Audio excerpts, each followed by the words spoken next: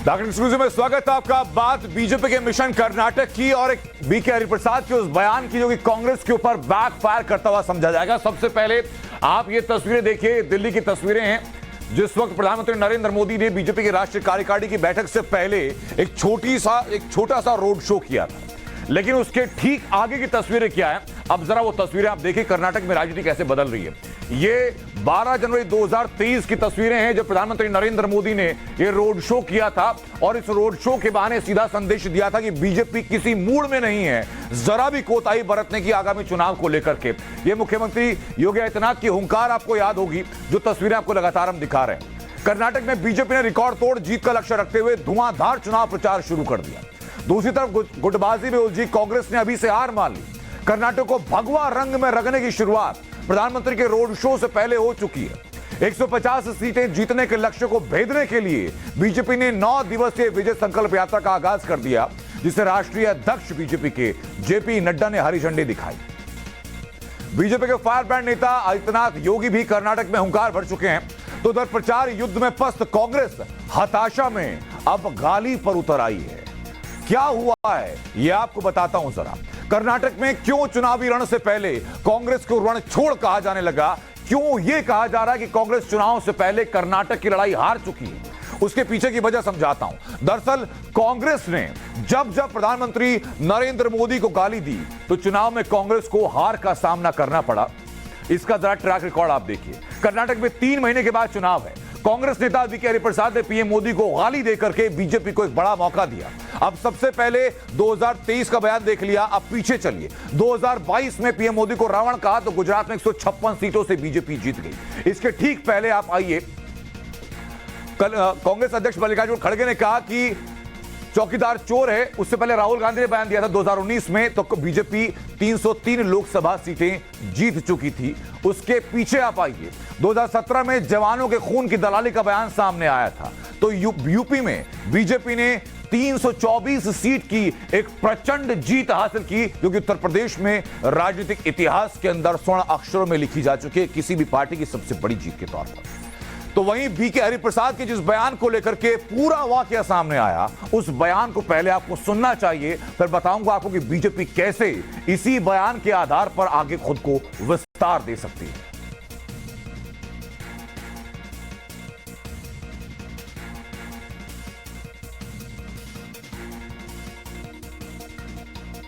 मोदी का अपनी पार्टी के नेताओं को मुसलमानों को विश्वास में लेने के लिए जो एजेंडा सामने है, चुनाव के दौरान वो इस तरह के हथकंडे अपनाना चाहते हैं, लेकिन लोग इसे मानने को तैयार नहीं हैं। ये बीके हरिप्रसाद का बयान आपको सुना दिया।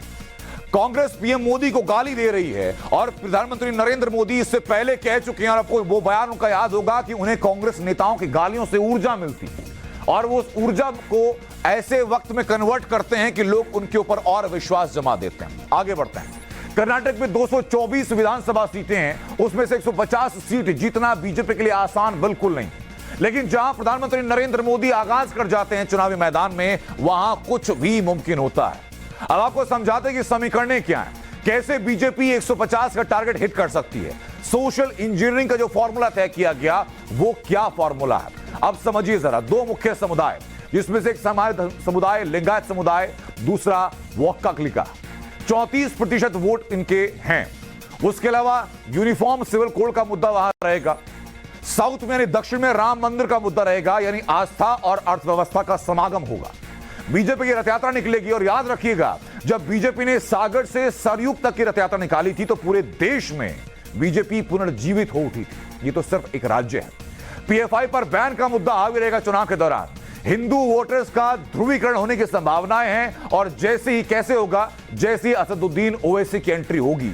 चुनावी इतिहास इस बात का गवाह रहा कि असदुद्दीन ओवैसी चाहे जितनी ताल ठोकते हों, लेकिन प्रत्यक्ष या अप्रत्यक्ष रूप से कहीं ना कहीं बीजेपी को उसका फायदा मिलता है। अब दिखाता हूं आपको 2013 से लेकर के 2018 के बीच में 5 साल में कैसे बीजेपी ने कर्नाटक में अपना दबदबा कायम कर लिया, जबकि कांग्रेस और जेडीएस का ग्राफ लगातार गिरता चला गया। अब जरा आप ग्राफ देखिए। ये साल 2013 की पूरी टैली है आपके सामने।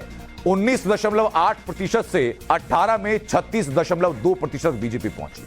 कांग्रेस 36.5% से पहुंच गई है 38.1%। वहां जो इंक्लाइन ग्राफ रहा वो सिर्फ और सिर्फ 2% का, जबकि बीजेपी का जो वोटर परसेंटेज में इंक्लाइन हुआ वो लगभग 2 गुने से भी ज्यादा हुआ। और उसी का नतीजा रहा कि सीटों का जो शेयर है उसमें भी जमीन आसमान का फर्क सामने नजर आया। ये आंकड़े कहते हैं।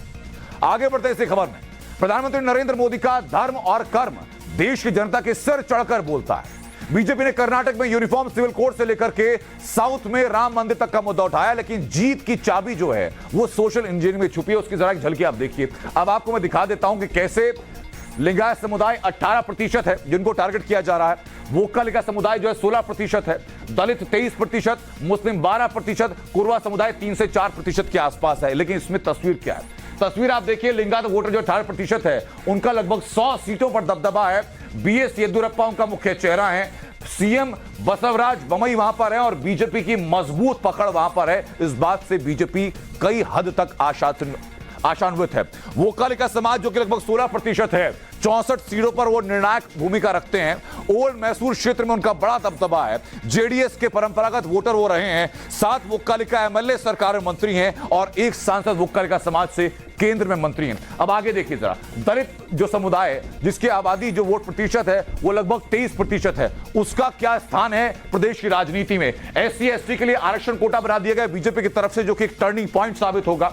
एससी से 15 से बढ़ाकर 17% एससी की जो सीटें हैं वो कर दी गई हैं। एसटी समुदाय से 3 से बढ़ाकर 7% उनकी सीटें कर दी गई हैं। ये बड़ा फायदा हो। आगे बढ़िए, मुस्लिम वोट बैंक जो लगभग 12% है उसका क्या होगा? लेकिन उससे पहले जो कुरवा समुदाय है, ये तमाम फैक्टर्स ऐसे हैं जो अपने आप में बीजेपी के लिए रास्ता तय करेंगे और रास्ता साफ करेंगे कि चुनाव के दौरान में कैसे बीजेपी बेहतर परफॉर्म कर सकती है। बीजेपी गुजरात की तरफ इस बार कर्नाटक में 150 का आंकड़ा पार करने का लक्ष्य लेकर चल रही है। इस लक्ष्य को पूरा करने में जो एम फैक्टर है वो बहुत बड़ी भूमिका निभाने वाला है। एम फैक्टर कैसे? कर्नाटक में असदुद्दीन ओवैसी भी चुनावी ताल ठोकेंगे। मुस्लिम वोटर लगभग 12%। जैसे ही असदुद्दीन ओवैसी वहां पहुंचेंगे, क्या बदलाव होने वाला है आपको बताता हूं। लगभग 6 करोड़ से ज्यादा मतदाता मुस्लिम मतदाता हैं कर्नाटक में। 60 सीटें ऐसी हैं जहां पर कर्नाटक के अंदर मुस्लिम वोट बैंक दबदबा रखता है। असदुद्दीन ओवैसी उसी को टारगेट करने के लिए पहुंचेंगे। असदुद्दीन ओवैसी का जो दांव रहेगा वो लगभग 15 सीटों के आसपास पर रहेगा, लेकिन उसकी जो बाकी होंगी उन सीटों का क्या? अब देखिए अब आगे क्या हुआ। पंचायत चुनाव में असदुद्दीन ओवैसी की पार्टी का वहां पर दबदबा दिखा। हुबली के जो रीजन है, धारवाड़, विजयपुरा में उन्होंने जीत दर्ज की है। उसके अलावा 2018 में जेडीएस को समर्थन दिया गया था असदुद्दीन ओवैसी की तरफ से। ये चीजें जैसे जैसे आगे बढ़ी, असदुद्दीन ओवैसी सिर्फ कांग्रेस और जेडीएस का मुस्लिम वोट बैंक ही नहीं काटेंगे, बल्कि कर्नाटक में अपनी तकरीरों से वोट के ध्रुवीकरण में एक भूमिका अदा कर सकते हैं। और जिसका सीधा नुकसान किसको होगा? सीधा नुकसान होगा कांग्रेस और जेडीएस को। जैसा गुजरात और उत्तर प्रदेश में विपक्ष को एक बार पहले भी हाल ही के चुनाव में आपको याद होगा कि असदुद्दीन ओवैसी लगातार रैलियां कर रहे थे, तो उत्तर प्रदेश में अखिलेश यादव के माथे पर, पेशानी पर बल पड़ चुके थे।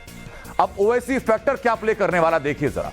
वोटों का ध्रुवीकरण होने की संभावना है, लेकिन मुस्लिम वोट जो कांग्रेस के पास या जेडीएस के पास जाने वाले थे उनमें भारी नुकसान असदुद्दीन ओवैसी कर सकते हैं।